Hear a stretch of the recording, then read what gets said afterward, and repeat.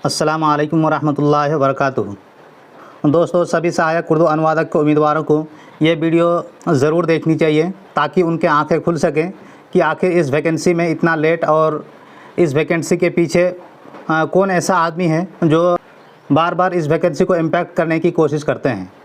आप सभी ने सुना ही होगा, जो घर का दुश्मन होता है उसको पहचानना काफ़ी मुश्किल होता है, और जो बाहर का दुश्मन होता है वो तो खुला दुश्मन होता है, उसको हर कोई पहचान सकता है और लोग उससे बच के चलता है। लेकिन जो आपके घर का दुश्मन होता है उससे बचना बहुत ही मुश्किल होता है, क्योंकि वो आपके बीच में ही रहता है, आपकी हर बात को सुनता है, आपके हर एक्टिविटी को देखता है और आपकी हर कमज़ोरी को वो जानता है, और इसी चीज़ का फ़ायदा उठाकर कभी भी आपको वो आगे बढ़ने नहीं देना चाहते हैं। क्योंकि अगर आप कामयाबी की ओर जा रहे हैं तो सबसे ज़्यादा जलन उसी इंसान को होता है, और वो हर मुमकिन कोशिश करता है कि इसको किसी भी तरह से इसको मुंह के बल गिराया जाए और इसको आगे बढ़ने ना दिया जाए।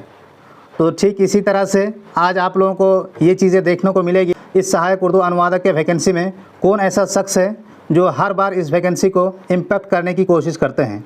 जैसा कि 26 जून को एक ऑनलाइन मीटिंग हुई थी और उसमें सभी अहबाब को जो कि खासकर लीडर हजरात हैं, सभी को फ़ोन करके इत्तला दी गई थी कि आप सभी को इस मीटिंग में आना है, और जो भी राय मशवरा है इस रिज़ल्ट को निकलवाने के लिए वो हम सभी को तय करनी है। और इसके लिए उन सभी रहनुमाओं को फ़ोन करके पहले ही इत्तला दे दिया गया था। लेकिन जब मीटिंग का वक्त आया तो उस मीटिंग में वो शरीक हुए नहीं हुए ये नहीं पता, लेकिन जब उसकी राय जानने की कोशिश की गई कि आप बताएं कि इसके लिए हमें क्या करना चाहिए, बार बार रिक्वेस्ट करने के बाद भी उन्होंने कोई भी रिस्पांस नहीं दिया कि वो इस ऑनलाइन मीटिंग में प्रेजेंट है या फिर नहीं है। अगर मान लेते हैं कि वो किसी वजह से नहीं जुड़ पाए ऑनलाइन मीटिंग में, हम इस बात को मानते हैं, जब उसको मीटिंग के दौरान भी कॉल किया गया तो उनका कोई रिस्पांस नहीं आया। तो उसके बाद अगर उन्होंने 26 तारीख के रात को अगर उन्होंने ऑनलाइन मीटिंग ज्वाइन नहीं कर पाया, उनको सारी बातों का पता था कि आज के ऑनलाइन मीटिंग में क्या क्या बात हुई और किन बातों पर सहमति जताई गई।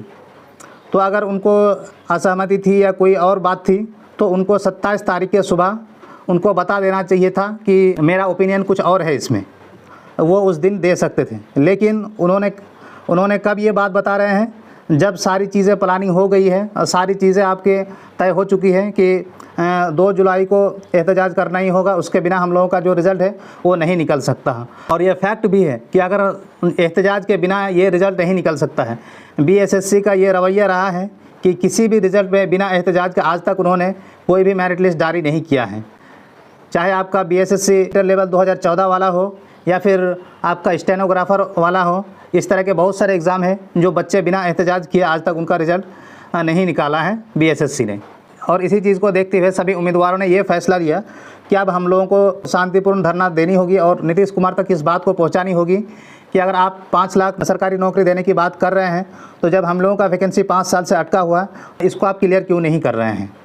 तब ये घर के दुश्मन की बात को आप समझिए कि इसी ने 27 तारीख को कुछ नहीं कहा, 28 तारीख को कुछ नहीं कहा, अब जाकर 29 तारीख को रात में ये 2 मैसेज डालता है और आप देख सकते हैं कि फिर वो अपना ओपिनियन देता है। तो ये मेरे हिसाब से सही नहीं है, हम लोगों को और वेट करना चाहिए था, सुहेल साहब से मिलना चाहिए, फलाना ठिकाना जो भी बात है उन्होंने ये सब इस मैसेज में लिखा है और आप सभी ने ये मैसेज ज़रूर देखा होगा। उसके बाद फिर एक और मैसेज डालता है और लोगों को फिर से वो भड़काने की कोशिश करते हैं कि लोग अलग अलग हो जाएं और ये जो मिशन है इसमें लोगों को कामयाबी ना मिले। कि आखिर किस बात का उसे डर है। लोगों को अगर कामयाबी मिलती है तो उसको किस बात का डर है। उस मैसेज में ये भी चीज़ें उन्होंने लिखा है कि अगर आप एहतजाज करते हैं तो मुझे ज़ाती तौर पर कोई नुकसान नहीं होगा। अरे भाई, उनको नुकसान क्यों होगा? ना तो वो कैंडिडेट है, ना वो कोई आयोग का आदमी है, तो उसको किस बात की नुकसान होगी। तो इसीलिए हम सभी सहायक उर्दू अनुवादक के उम्मीदवारों को पहचान लेना चाहिए कि आपके घर का दुश्मन कौन है। अगर आप घर के दुश्मन को नहीं पहचानेंगे तो आप कभी भी कामयाब नहीं हो सकेंगे, क्योंकि घर का दुश्मन एक ऐसा दुश्मन होता है जो अगर आपको नुकसान पहुंचाना चाहे तो वो हर कदम पे आपको नुकसान पहुंचा सकता है, क्योंकि उसको आपकी हर कमज़ोरी मालूम होती है। इसीलिए मैं आप सभी तमाम हजरात से गुजारिश करता हूं कि अब इनकी बातों पर आने की ज़रूरत नहीं है। ये इंसान कभी भी लोगों को इकट्ठा होकर देखना नहीं चाहते हैं, क्योंकि जो भी लोग इस वैकेंसी को शुरू से फॉलो करते आ रहे हैं उन सभी को मालूम होगा کہ जब भी लोग एकजुट होने की कोशिश करते हैं, कभी भी वो इंसान एकजुट होने नहीं देते हैं और लोगों को भड़काते हैं, इधर से भड़काते हैं उधर, उधर से भड़काते हैं इधर, और यही कर कर के इन्होंने इस वैकेंसी को 2 साल तक लटकाए हुए हैं। इसीलिए मैं आप तमाम हजरात से गुजारिश करता हूँ कि जो 2 जुलाई को एहतजाज करना है, आप उसमें ज़रूर पार्टिसिपेट करें। अगर आप पार्टिसिपेट नहीं करते हैं तो आप भूल जाएं कि इस वैकेंसी में आपकी नौकरी होनी है। ये लोग सिर्फ़ और सिर्फ लोगों के साथ धोखाबाजी कर रहे हैं और आपकी ज़िंदगी के साथ खिलवाड़ करना चाह रहे हैं। इसीलिए मैं आप सभी हजरात से गुजारिश करता हूँ कि आप लोगों को अगर ये नौकरी चाहिए तो ऐसे घर के दुश्मन की बातों को नहीं मानना चाहिए। अगर आप मानेंगे तो ये वैकेंसी आपकी रद्द होके रहेगी और ये रद्द करवा के रहेंगे। इसीलिए मैं आप सभी हजरात से गुजारिश करूँगा कि जो आप कहीं भी हो, चेन्नई में हो, दिल्ली में हो, बेंगलोर में हो, बिहार में हो, कहीं पे भी हो, 2 जुलाई को आपको किसी भी हाल में पटना पहुंचना ही है। अगर आप नहीं पहुंचते हैं तो आप सोच लीजिए कि आप इस वैकेंसी के लिए आपका ज़मीर मर चुका है। ये वैकेंसी इस वैकेंसी में आपको नौकरी नहीं चाहिए।